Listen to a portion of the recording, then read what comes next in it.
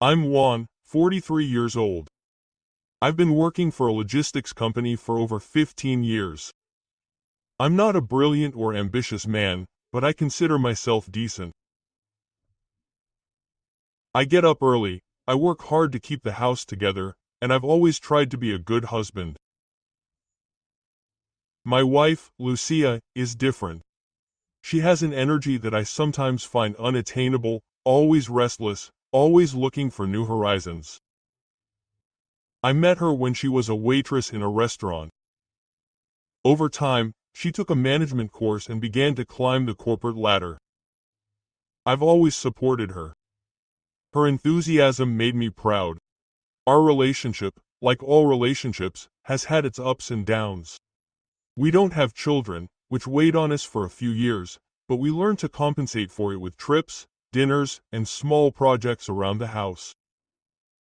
Sometimes I wonder if that was enough for her. It's not that she complained, but there was an air of dissatisfaction that crept into the silences. I tried to balance it out with simple gestures, cooking her favorite meals, surprising her with flowers. It may not have been much, but it was sincere, and from what I knew, she appreciated it. When she told me she had gotten a new job, I was genuinely happy. I could see her excitement, with that sparkle in her eyes that I hadn't seen in a while. She explained that she worked at a small marketing agency, which she knew the manager from previous collaborations. The location was downtown, and since she still didn't have a clear schedule or know if public transportation suited her, she asked me if I could drive her each morning. I didn't hesitate. It seemed natural to help her. Along the way, we shared those few minutes of the journey, which in the midst of the routine were almost a little oasis.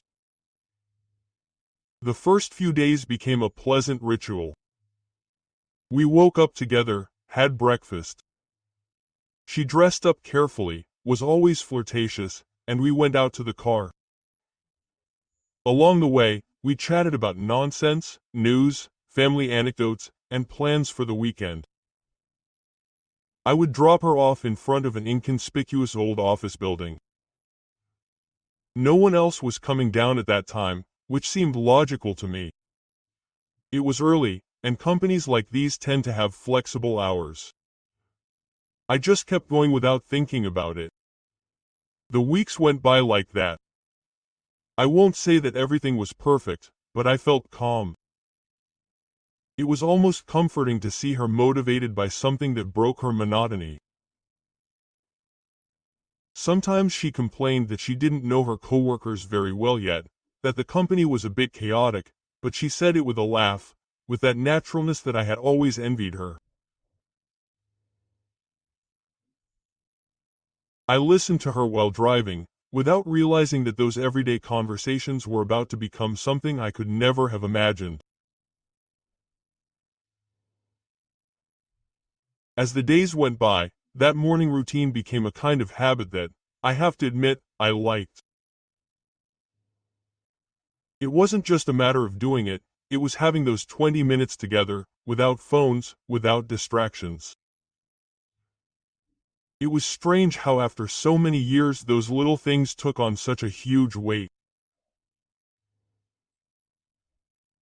Sometimes we joke that we look like a newlywed couple, with our schedules in sync, sharing coffee in the car.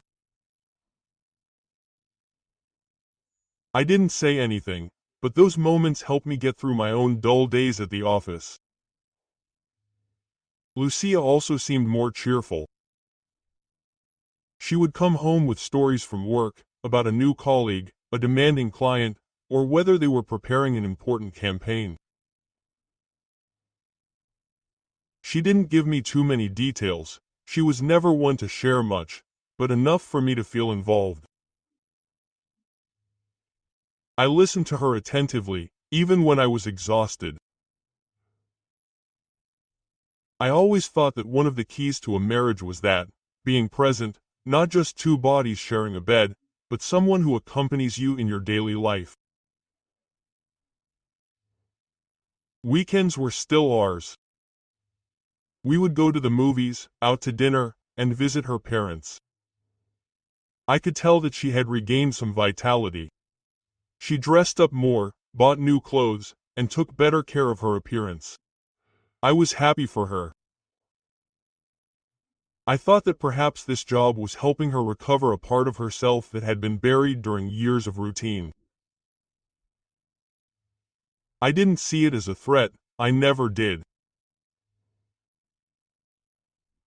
I had always trusted her and honestly didn't think of myself as a man so insecure as to be afraid of a new perfume or a tighter dress. Sometimes I joked that she was a total executive. She would laugh, kiss me on the cheek and say, "You always exaggerate so much." And so we continued. Monday through Friday, I would drop her off at 8:30 in front of her building. I never looked further. I never asked for the name of the company or the office number. I suppose partly out of respect, partly out of inertia. I didn't feel the need to know everything. Maybe because I thought that in love, trust is a thread that shouldn't be stretched too thin. But like any thread, there are times when it starts to vibrate. You don't know it, so you don't see it coming. You keep believing that everything is as it has always been, that life is a straight line, that you drive each morning without detours. You don't know that all it takes is one small turn for that line to break and drag you to a place from which you will never return the same. And I, in my naivety, was still far from imagining it. It all began with a subtle, almost imperceptible change. One morning, like so many others, we arrived at the building and Lucia, before going downstairs, spent a few seconds checking her phone with a frown. I didn't think much of it. I thought it was an urgent email, but when I kissed her goodbye, I noticed that her attention was still glued to the screen. "See you later," she said without looking at me completely. It was a minor detail, but sometimes the devil lives in those little cracks. That morning I drove to work with a slight discomfort in my chest, without really knowing why. The following days I began to notice other changes. Before, when I picked her up in the afternoon, she would tell me details of the day, about this client, that the printer had broken, that her boss was a disaster. Suddenly the conversations became more superficial. She would tell me that she was tired, that it had been a hard day and little else. I didn't want to seem invasive. I thought maybe she was going through an adjustment period at work, but that version was getting harder and harder to hold up. The second blow came on a Friday. I wrote to her in the middle of the afternoon to ask if she wanted to stop by the supermarket before going home. She didn't reply. 2 hours later, when I picked her up, she told me that she had been in a very intense meeting and hadn't been able to look at her phone. Nothing strange. Except that when I got in the car I saw that her phone screen was showing several notifications of messages from someone I didn't recognize.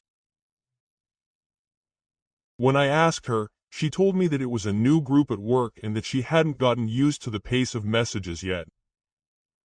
I believed her, or wanted to believe her. It was that night in bed that the anxiety began to bite hard. Lucia fell asleep early, exhausted, she said.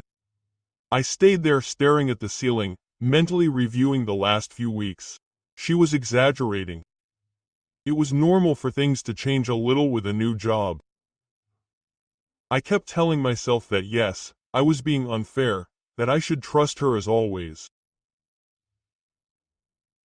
But there was something that didn't fit, a tone in her voice, a new coldness, an attention that wasn't for me anymore. The straw that broke the camel's back came a few days later. On my way to work, I suggested that I pick her up later one Friday so we could go out to dinner together. A custom we used to keep up. Lucia hesitated. She told me she didn't know if she could, that lately they had been staying late at the office for an important project. The explanation was logical, but her face, the way she avoided my gaze as she said it, left me with a bitter feeling. For the first time in a long time, I felt like she was hiding something from me, and at that moment, unintentionally, I knew something wasn't right. I'm not an impulsive man, I never have been. But that night, after Lucia refused me dinner with that cheap excuse, the idea of following her settled in my head like an illness.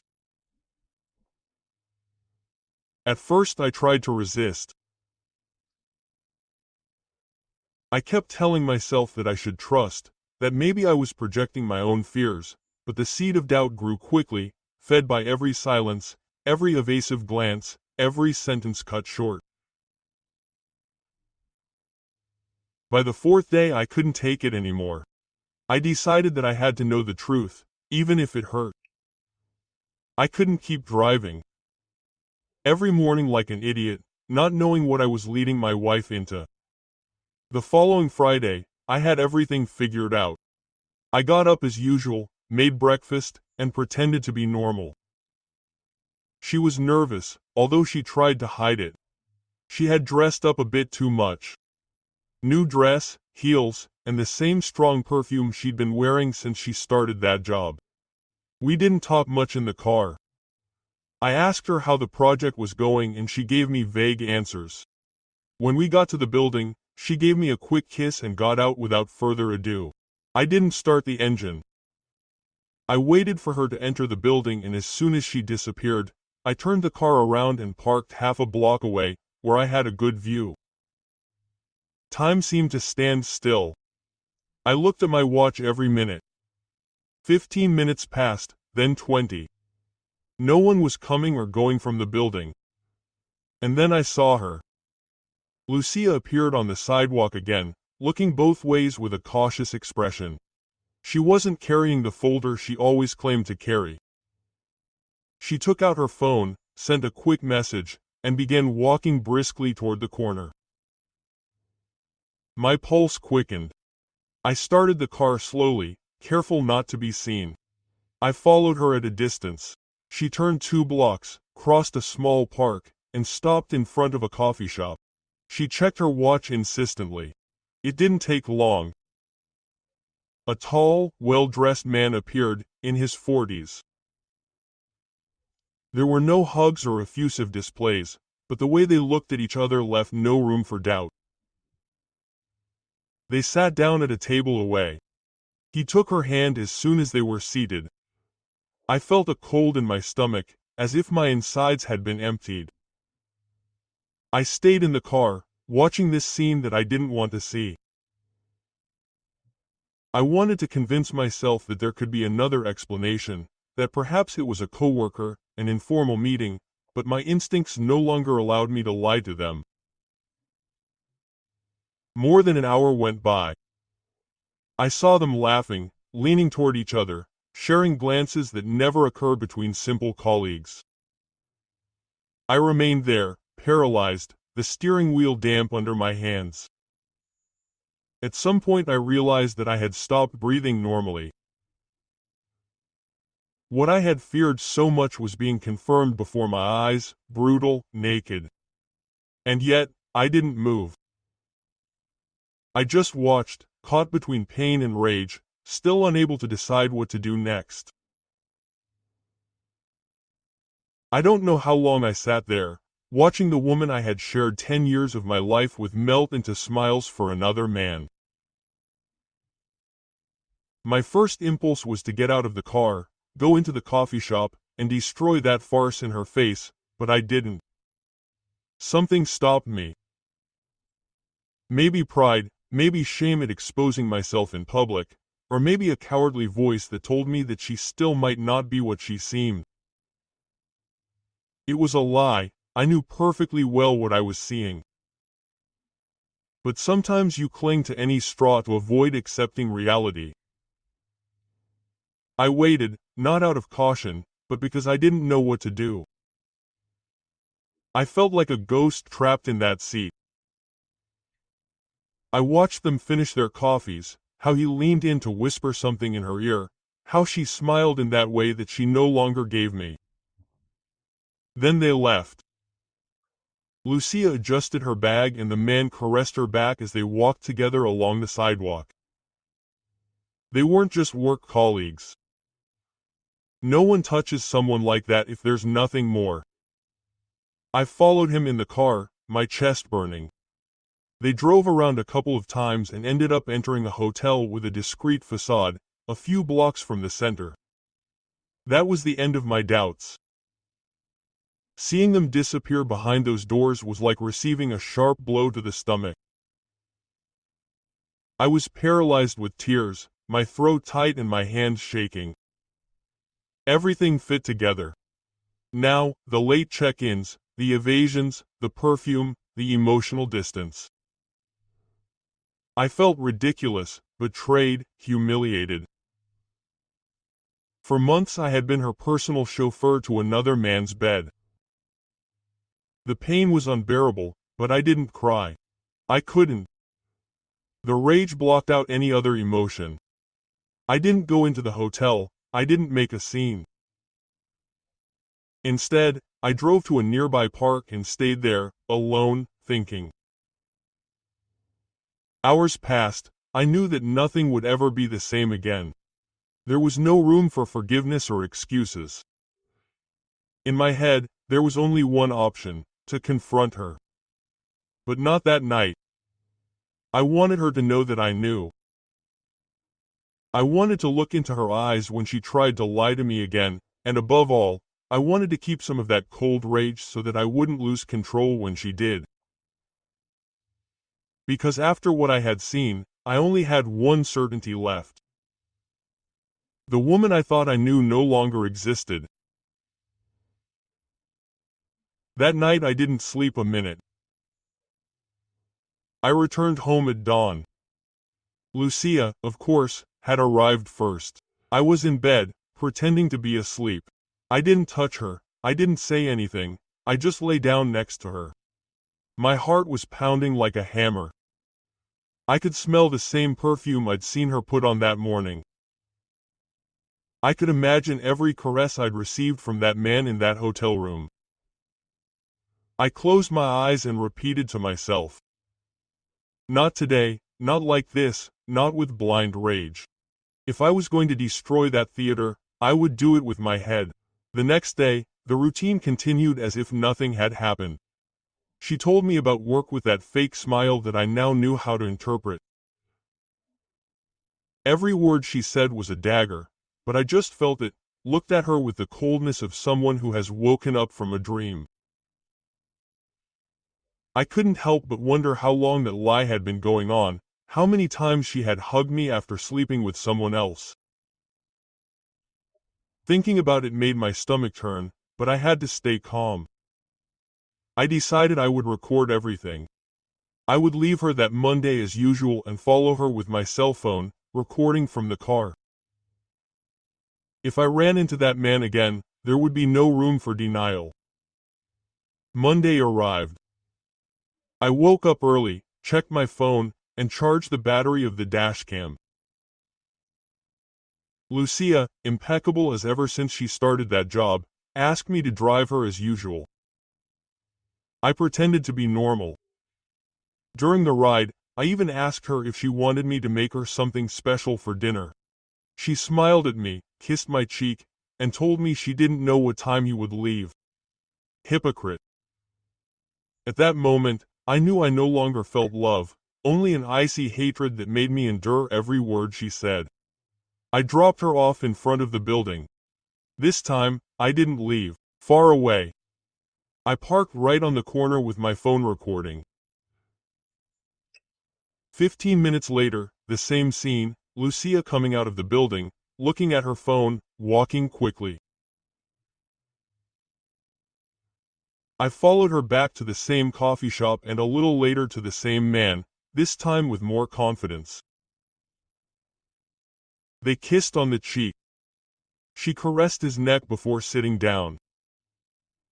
I recorded everything, and when they left for the hotel, I followed them without missing a second of that pathetic theatrics. Now I had what I needed. I returned home with the video saved. I watched it over and over again, biting my tongue so as not to ruin anything. The time had come.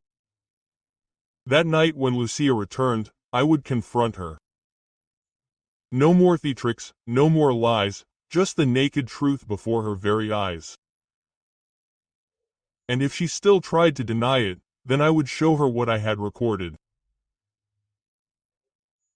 I didn't know how it would all end, but I was sure that this story, as we knew it, was over. I waited for her, sitting in the living room with the lights off, the video playing on my phone resting on the table. I heard the lock click at almost 10 at night. Lucia came in with her automatic smile, the one that used to brighten my day and that now I found disgusting. "Hello, love, long day, huh?" she said as she hung up her bag. I didn't answer. I watched her from the shadows. She noticed the strange atmosphere and stood still for a few seconds, as if her instinct was telling her that something wasn't right. "What's wrong?" she asked, trying to sound casual. Then I turned on the table lamp. My face must have reflected tiredness, contained rage, disappointment. I didn't bother to get up, I just pointed at her phone and said, "Look." At first she hesitated, but curiosity or fear got the better of her. She took it and started watching the recording. With each passing second I saw her pale. She tried to hide it, but the trembling of her hands gave her away. When the video ended, she looked at me, searching for words that could no longer save her. "I can explain it to you," she stammered, not even convincing herself. I stood up slowly, my voice the coldest I've ever used in my life. "What are you going to explain, Lucia?" "That I've spent weeks taking you with total confidence to have sex with another man, that you lied to me every morning in this very car where we talked as if nothing had happened." She began to cry. She cried with that desperate cry that guilty people use when there's no escape. It didn't move me. I listened to her as if she were someone else, as if the body collapsing in front of me was that of a stranger. She tried to justify it, that she felt alone, that I had been distant, that everything had gotten out of hand. I didn't want to hear empty words. "Don't hurt me any more by lying to my face," I told her. "At least have the dignity to admit it." And she admitted it between grumbles, between broken sentences. She didn't know when it had been. She didn't remember if she had started before or after getting the job. The truth was that the job never existed. It was just an alibi to cover up her encounters with that man. I knew. So, everything had been a show from the first day. When she finished speaking, I fell silent. I didn't insult her, I didn't yell at her, I just looked at her like one looks at a stranger. Then I told her the only thing I had left to say: "I want you out of this house today." She begged, she crawled, she asked me for another chance. It was no use. There was no turning back. That night I closed the door behind her, without looking back. And for the first time in a long time I felt a real silence, not an uncomfortable one, but a clean silence, a necessary emptiness. The following days were hell. The house smelled of her in every corner. Her perfume, her clothes in the closet, the dishes she used to use. I moved like a zombie. I went to work by inertia. I answered with monosyllables, I ate without hunger. It wasn't sadness, it was nothing else.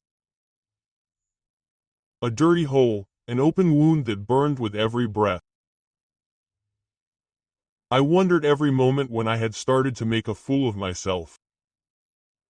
How many mornings I drove like an idiot to the scene of my betrayal, believing that I was an exemplary husband.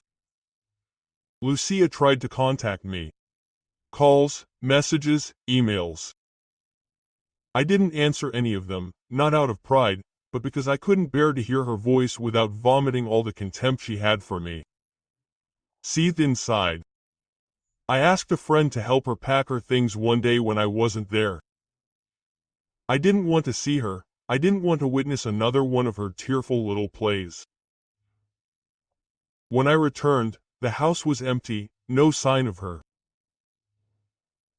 I sat on the couch alone and then I did cry, not because of lost love, but because of humiliation, because of rage, because of the version of myself that had allowed all of this. The nights were the worst. Every time I closed my eyes, I saw her there, in that coffee shop, in that hotel, smiling for someone else. It was like a poison that wouldn't go away. I stopped sleeping for more than 2 or 3 hours. I took refuge in work, in the gym, in anything that would keep the apartment from being silent. Friends offered to let me go out, to distract myself, but I wasn't up for that.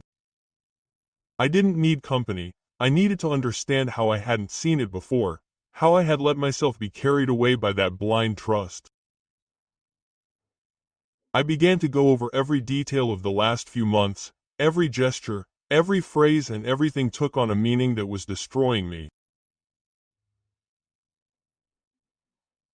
The worst thought was that one, who had known her, who had slept next to me so many nights after sleeping with another, who had kissed me every morning before getting out of that car on the way to her lover. I couldn't wrap my head around such coldness, but that's how it was. When I accepted it, something inside me changed. That last fiber that could still hold on to good memories broke. And in that moment I knew. I didn't love her. No, that woman, the one I had loved, had died the moment she walked through that hotel door. Over time, the rage cooled. It didn't disappear, not completely, but it became something manageable. I began to rebuild myself at my own pace, without rushing, without self-deception. I went back to sleep little by little. I filled the apartment with other things, other routines. I didn't tell many people what had happened. I didn't need pity or empty advice.